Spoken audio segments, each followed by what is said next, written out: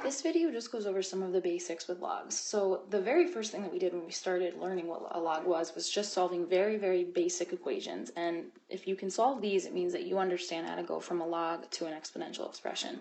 So usually this is where we use that thing we call the log loop.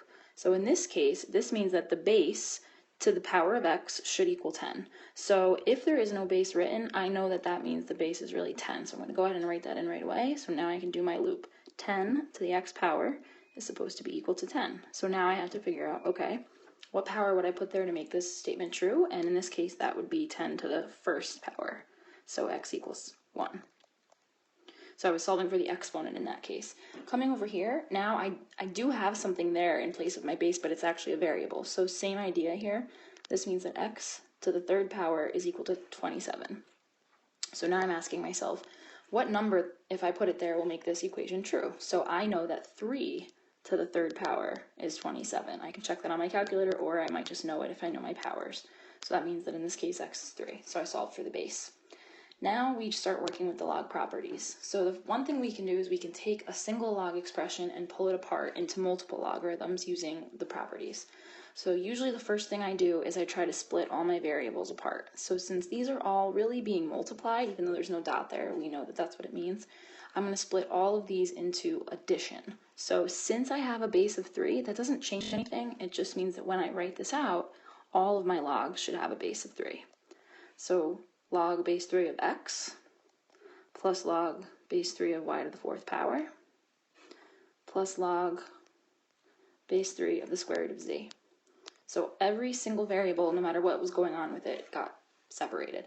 Now I want to deal with my exponents. The other thing I have is I have this square root. Well, I don't have a property to deal with square roots, but I do have a property to deal with powers.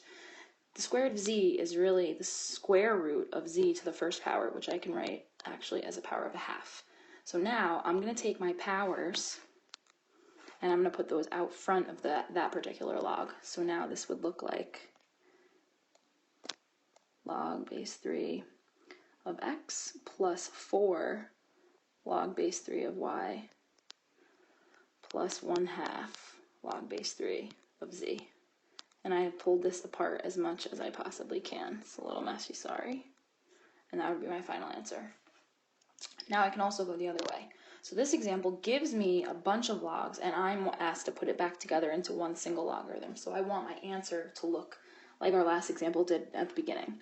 So because I see parentheses, I'm going to deal with that first. So if I have a number in front, I know that means that was really a power. So I'm going to go ahead and write this back out as log a plus log b squared. I'm going to go ahead and do this one too, because I know it's the same thing. I'm going to put that 1/2 back on the c as a power. Okay, now that I have these two logs being added, I know when I put them together into one log, they should be multiplied, because that's the property that deals with multiplication.